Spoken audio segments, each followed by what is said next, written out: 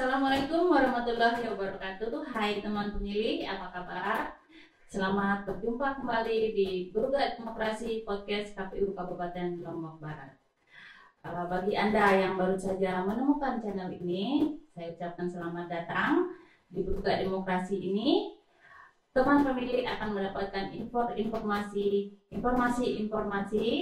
seputar pemilu dan kepemiluan. Dan untuk episode kali ini, kita akan bicara tentang JDIH KPU Lombok Barat untuk semua. Baik teman pemilih, di episode kali ini telah hadir bersama kita seorang komisioner KPU Lombok Barat. Beliau adalah Ketua Divisi Hukum dan Pengawasan, Bapak Amrullah, saya ulangi, Bapak Muhammad Amrullah SMM. Assalamualaikum Pak. Selamat datang di podcast Burga Demokrasi. Apa kabar? Alhamdulillah kabar baik. Alhamdulillah. Di podcast KPU Kabupaten Lombok Barat. Alhamdulillah. Terima kasih ya sebelumnya kami ucapkan telah bisa meluangkan waktu hadir bersama kita di sini. Boleh ya Pak Amrullah kita bincang-bincang tentang JDIH ini hari ini kan? Ya, mungkin teman-teman pemilih di luar sana belum ngerti ini JDIH ini apa sih Pak Amrullah, mungkin bisa tolong menjelaskan JDIH ini apa dan apa tujuan dibentuknya JDIH. Silakan Pak. Baik, terima kasih Mbak Evi. Jadi alhamdulillah untuk diketahui bersama bahwa di KPU Kabupaten Lombok Barat ini alhamdulillah ada JDIH KPU, bahkan di seluruh Indonesia setiap KPU kabupaten ataupun KPU provinsi itu ada JDIH. Ada JDIH KPU-nya. Nah, JDIH KPU itu sendiri itu singkatan dari Jaringan Dokumentasi dan Informasi Hukum. Komisi Pemilihan Umum. Ya, sehingga JDIH itu merupakan suatu wadah pendadagunaan bersama atas dokumentasi hukum ya secara tertib teratur berkesinambungan, dan juga JDIH ini sebagai suatu sarana pemberian pelayanan informasi produk hukum secara cepat, tepat, akurat dan cepat. Jadi itulah masalah JDIH. Nah, tadi disampaikan sama Mbak Evi tujuan dibentuknya JDIH. Jadi ini tujuannya yaitu untuk mengelola dokumentasi terkait produk-produk hukum yang ada di KPU. Itu jadi tujuan diadakannya JDIH KPU ini. Jadi mengelola informasi dokumentasi terkait masalah hukum. Kemudian juga untuk sebagai wadah atau tempat penyimpanan ya dokumentasi secara elektronik. Itu tujuan untuk diadakannya JDIH KPU. Baik. Itu menyimpan dokumentasi produk hukum yang diterbitkan oleh KPU. Jadi isinya itu apa saja kira-kira Pak? Jadi terkait masalah isi JDIH KPU itu ada beberapa isinya ya. Yang pertama itu terkait masalah peraturan perundang-undangan. Nah, peraturan perundang-undangan ini misalnya yang pertama undang-undang terkait kepemiluan, misalnya Undang-Undang 7 tahun 2017, kemudian Undang-Undang Pemilihan yaitu Undang-Undang nomor 10 tahun 2016 tentang pemilihan kepala daerah. Kemudian juga ada semua peraturan KPU RI. Itu yang pertama. Kemudian yang kedua juga di sana isinya itu adalah penetapan. Misalnya di sini penetapan surat keputusan baik dari KPU RI, KPU provinsi ataupun KPU kabupaten kota. Serta juga isinya surat keputusan baik dari sekretaris KPU RI, sekretaris KPU provinsi, kemudian sekretaris KPU kabupaten kota. Di samping itu juga isinya juga ada terkait yang bukan merupakan keputusan dari KPU. Misalnya putusan pengadilan, misalnya di sana ada KPU kan biasanya setiap tahapan pemilu ataupun pemilihan itu KPU itu ada digugat oleh peserta pemilu. Selalu ya Pak Haji? Ya, biasanya ada ya dalam proses pemilu dan pemilihan ini. Nah, di sana nanti ada putusan-putusan pengadilan dan juga bisa diakses di sana. Di JDH. Ya, di JDH. Kemudian kalau kita ingin masuk atau membuka linknya sendiri, itu ada caranya nggak? Atau ada link apa diketik gitu? Oh, ya, jadi sebenarnya sangat mudah ya untuk mengakses JDH ini. Jadi pemirsa itu cukup kalau misalnya punya HP sambil tidur-tidur misalnya malam-malam atau sore malam atau kapan saja bisa saja diakses dengan http://jdih.kpu.go.id garis miring atau /ntb garis miring lobar. Nah, nanti di sana akan muncullah JDH KPU Lobar. Jadi silakan saja nanti yang ingin cari produk-produk hukum, informasi-informasi terkait dokumentasi hukum, silahkan saja bisa langsung mengakses situs tersebut. Jadi cukup mudah sekali ya Pak Amrullah ya, siapapun bisa ini ya, terutama yang bisa membaca dan ya, jadi yang bisa mengakses siapapun ya boleh mengakses ini, karena itulah bentuk keterbukaan informasi daripada KPU, terutama Kabupaten Lombok Barat ya. Jadi silakan saja untuk mengakses ya, siapapun ya boleh mengakses itu yang ingin membutuhkan informasi atau mungkin yang penelitian misalnya ya mahasiswa yang mau nyusun skripsi terkait pemiluan ya, silakan saja bisa mengakses. Jadi bisa langsung ya bisa langsung. Kira-kira nih Pak Amrullah, kita kan akan dekat dengan pemilu 2024 nih ya. Tentunya teman-teman pemilih di sana yang tentunya seperti pemangku kepentingan itu ingin tahu apakah sudah ada regulasi tentang pemilu dan kepemiluan untuk pemilu tahun 2024. Apakah sudah ada kira-kira? Oh iya, ini yang perlu kita sampaikan dan sebagai awal, jadi terkait pemilu dan pemilihan 2024, karena untuk di daerah ini peraturannya itu belum ada, karena memang belum dibuat keputusannya oleh KPU RI terkait masalah tahapan daripada pemilu ataupun pemilihan. Tetapi yang perlu diketahui bersama bahwa untuk pemilu 5 tahunan sekali itu untuk hari dan bulannya itu belum diputuskan sampai sekarang ya. Sampai sekarang. Tapi yang pasti tahun 2024. Nah, untuk pemilihan, ini untuk pemilihan ini kepala daerah ini di Undang-Undang 10 tahun 2016 itu sudah pasti itu ya, itu November 2024.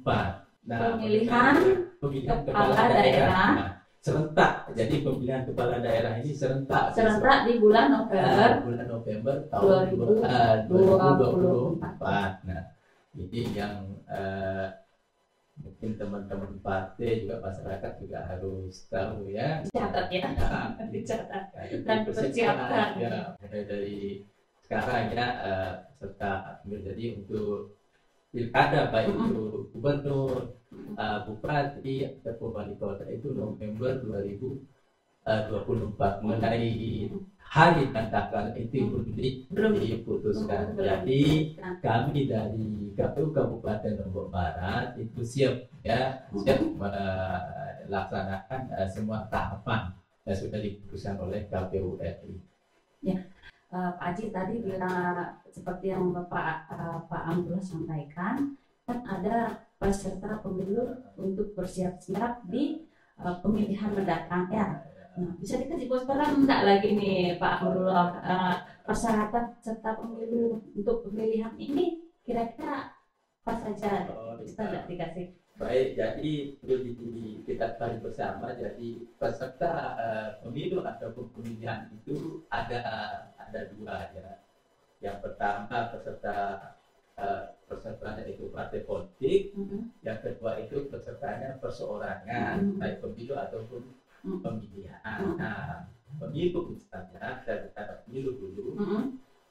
Pesertanya itu partai politik. Nah, ini untuk diketahui bahwa untuk peserta pemilu tahun 2024 ini, partai politik yang sudah memperoleh kursi di DPR RI yang memenuhi parliamentary threshold ya, itu cukup dia hanya di verifikasi administrasi saja. Administrasi Jadi saja ada beberapa partai politik yang ada di DPR RI sekarang ya, itu cukup dia di verifikasi administrasinya saja. Nah, untuk partai politik ya, untuk partai politik, nah ini juga sesuai dengan keputusan MK nomor 55 tahun 2020 ya. Jadi partai politik yang tidak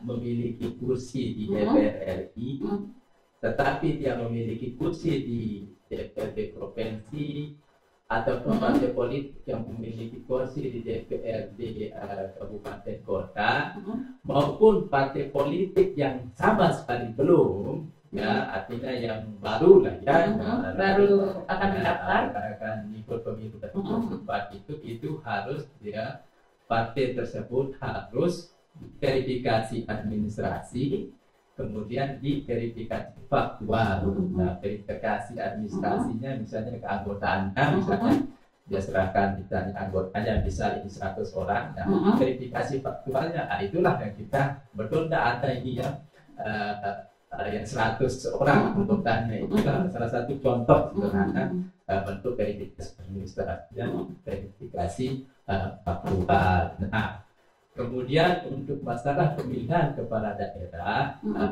tetap ya, jadi peserta, kalau tadi pemilu dulu, kalau yang pesertanya partai politik, kemudian kedua itu perseorangan itu ya DPD itu ya, DPD ya, perwakilan daerah itu yang masing-masing provinsi kan ada 4 calonnya, ada 4 yang ditetapkan untuk PPD masing-masing provinsi. Nah, untuk pemilihan kepala daerah, nah ini 2024 ya, kita di beberapa grup, grup WA ini ya, jadi sudah bermunculan ini yang ada bakal calon, mungkin bukan bakal calon ya, tapi calon bakal calon, belum tetap jadi bakal calon, Pak. Yang belum kalau sudah daftar itu dia bakal calon. Tapi kalau belum itu calon. Jadi bakal calon. Nanti kalau sudah ditetapkan baru bisa sebagai calon. Jadi calon bakal calon ini beberapa grup, ada beberapa nama-nama lah. Masih rahasia kan? Belum bisa diekspos. Dan itu untuk diketahui itu November ya 2024. Nah, kemudian itu persyaratannya juga ya harus diketahui oleh ini penting nih Pak Abdullah. Bakal jalan itu. Jadi untuk pemilihan kepala daerah itu pesertanya partai politik itu boleh dia mengusung paslon ya, dengan syarat paslon itu harus diusung oleh partai politik ya, bisa satu partai politik atau bisa gabungan partai politik yang memiliki 20% kursi yang ada di DPRD kabupaten. Nah, untuk di Lombok Barat itu kan ada 45 kursi DPRD kabupaten total. Jadi kalau 20% itu berarti 9 kursi. 9 kursi masing-masing. Ya, yaitu yang boleh mengusung paslon. Nah, tapi kita ketahui bersama untuk di DPR di Kabupaten Lombok Barat tidak ada satu partai pun dan yang memperoleh kursi 9 kursi ya. Dan juga menjadi catatan Pak Yudi, dasar untuk pengusulan paslon itu merupakan hasil pemilu terakhir. Pemilu terakhir berarti? Ya, berarti besok dia misalnya kalau kemarin itu, kalau misalnya misal ini ya seperti anunya ada usulan beberapa, misalnya ada yang bilang bulan Februari, ada yang bulan Maret misalnya ya, misalnya taruhlah misalnya ini di bulan Februari misalnya, ya berarti hasil pemilu bulan Februari tahun 2024 itulah yang dijadikan acuan oleh partai politik dalam mengusung paslon. Itu ya, jadi bukan hasil pemilu yang 2019 bukan ya, jadi jangan salah ya teman pemilih. Ya, bisa saja yang 2019 partai A itu pandai dapat kursi, betul. Ya bisa saja 2024 itu mungkin kita akan kurang atau mungkin malah bertambah. Kita kasih semangat di sama peserta pemilu kita. Nah itu kalau yang untuk yang menggunakan kursi, dan juga boleh juga partai politik itu jadi dia gabung ya. Dia boleh juga partai politik itu tadi kan dia gunakan kursi yang ada di DPR, menggunakan kursi satu ya.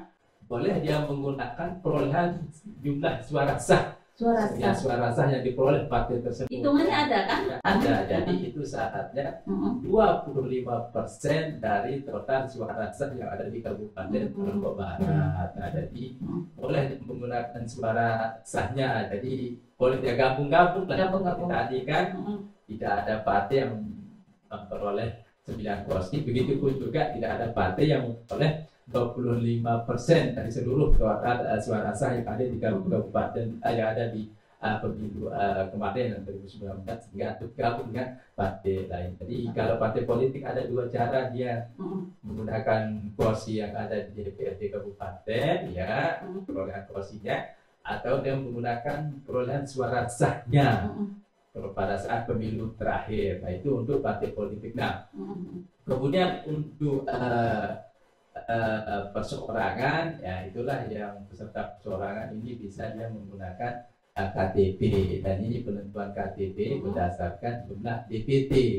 Kalau sebelumnya itu berdasarkan jumlah penduduk, tapi kalau sekarang berdasarkan jumlah DPT yang ada. Itu boleh deh, sehingga mengumpulkan KTP kan calon bakal calon mengumpulkan KTP. Jadi itu Pak Ibu.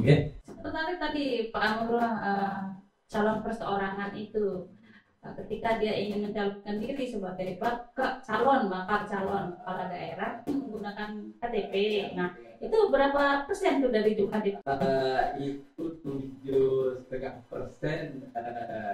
untuk yang Kabupaten Lombok Barat ada jumlah penduduk, sehingga dia akan Lombok Barat kena 7,5% dari DPT yang ada di Kabupaten Lombok Barat. Jadi berdasarkan DPT, bukan lagi jumlah penduduknya. Kalau misalnya DPT kita misalnya taruhlah DPT Lombok Barat itu 400, ya tinggal dikalikan saja 7,5%. Itulah jumlah KTP yang harus disiapkan oleh bakal calon tersebut. Siap. Semoga ya teman pemilih dan calon peserta pemilu 2024 mendatang sudah mempersiapkan semuanya dengan matang sesuai persyaratan yang dipersyaratkan. Terakhir Pak Amrullah, saya minta ini ya, ada tidak saran-saran Amrullah terhadap peserta pemilu kita di tahun 2024 nanti? Ada sih saran-sarannya Pak Amrullah? Oh iya, baik, terima kasih. Jadi ini kita harapkan kepada peserta pemilu ya, ada yang peserta pemilu terutama yang partai sudah beroleh maupun calon peserta pemilu, baik itu partai politik atau perseorangan. Nah khusus untuk partai politik untuk sering-sering berkomunikasi dengan penyelenggara di kabupaten untuk menyampaikan informasi-informasi, dan kita berharap susunan pengurus terutama di kabupaten ini mohon kita juga disampaikan ya, ada pengurus partai politik ya yang memenuhi yang juga punya di DPR kabupaten atau punya akan untuk diverifikasi besok data supaya kita diberikan juga dengan pengurusnya juga kami mudah untuk inventarisasi besok kan. Kemudian juga ada pun nanti untuk sosialisasi misal terkait tahapan-tahapan agak juga enak. Betul Saya sekali. yang kita harapkan ya. Jadi penyelenggara dengan peserta pemilu ini tidak boleh dipisahkan atau Mata uang uangnya ya harus tetap saling bersinergi dan bekerjasama dengan baik. ya itulah itu harapan kita ya. Jadi rekan-rekan terus partai politik untuk menyerahkan susunan pengurusannya ya. Baik. Ya itu. Betul sekali ya Pak Adi. Itu juga kita harapkan kepada seluruh peserta pemilu kan Pak Amrullah ya. Oke, baik teman pemilih, demikian tadi bincang-bincang kita dengan Ketua Divisi Hukum dan Pengawasan KPU Kabupaten Lombok Barat. Terima kasih Pak Amrullah atas kehadirannya. Ya, terima kasih juga atas segala penjelasannya. Semoga teman-teman di luar sana bisa memahami dan mengerti apa yang disampaikan pada edisi kali ini. Baik, terima kasih teman pemilih. Jangan lupa ikuti terus channel KPU Kabupaten Lombok Barat di akun media sosial kami yang ada di Facebook, yaitu di KPU Lombok Barat. Kemudian ada juga di Instagram di KPU_Lobar. Kemudian ada juga di Twitter di @KPU_Lobar. Kemudian ada juga di YouTube terutama ya di channel ini, yaitu KPU Kabupaten Lombok Barat. Dengan cara klik tombol like, comment, and subscribe sebanyak-banyaknya. Ya, dan saya Yufi Iksani mohon pamit undur diri. Terima kasih atas perhatiannya. Wassalamualaikum warahmatullahi wabarakatuh dan sampai jumpa.